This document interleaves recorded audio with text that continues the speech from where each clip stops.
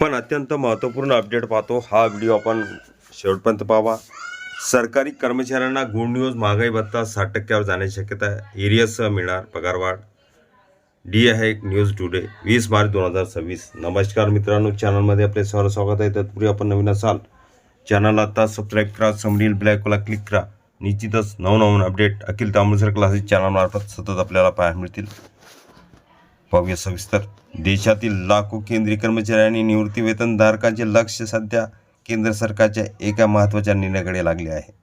जानेवारी ते जून 2026 या 6 महिन्यासाठीच्या महागाई भत्ता आणि महागाई सवलतमधील सुधारणेची घोषणा मार्चच्या अखेरच्या आठवड्यात किंवा एप्रिलच्या सुरुवातीला होण्याची दाट शक्यता आहे. दरवर्षी होळीच्या सुमारास होणारी ही घोषणा यंदा काहीशी लांबणीवर पडली असली तरी कर्मचाऱ्यांना एप्रिलच्या पगारात मोठी खुशखबर मिळण्याची चिन्हे आहेत. महागाई भत्ता किती वाढणार? अखिल भारतीय ग्राहक किंमत निर्देशांकांच्या ताज्या आकडेवारीनुसार तज्ज्ञांनी वर्तवलेला अंदाज असा आहे की यंदा महागाई भत्त्यात 2% वाढ होऊ शकते. सध्या केंद्रीय कर्मचाऱ्यांना 58% दराने महागाई भत्ता मिळतो. 2% वाढीनंतर दर 60% वर पोहोचेल. उदाहरणासह गणित समजा, एखाद्या कर्मचाऱ्यांचा मूळ पगार 18,000 रुपये असेल तर त्यांचा महागाई भत्ता 10,440 रुपयावरून 10,800 रुपयापर्यंत वाढेल. म्हणजे दरमहा थेट 360 रुपयाचा फायदा होईल. 3 महिन्याचा एरियर्स एकत्र मिळणार.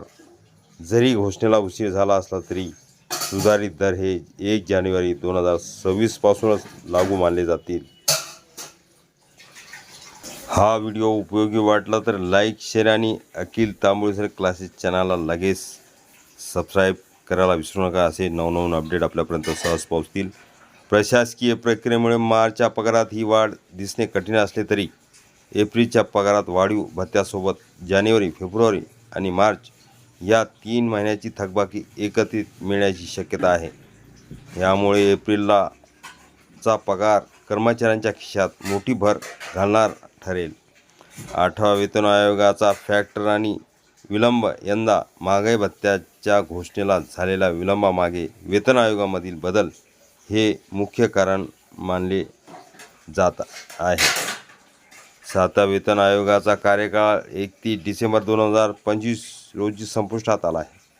केंद्र सरकारने 8व्या वेतन आयोगाची स्थापना केली असून आयोगाला आपला अहवाल सादर करण्यासाठी 18 महिन्याचा अवधी देण्यात आला आहे.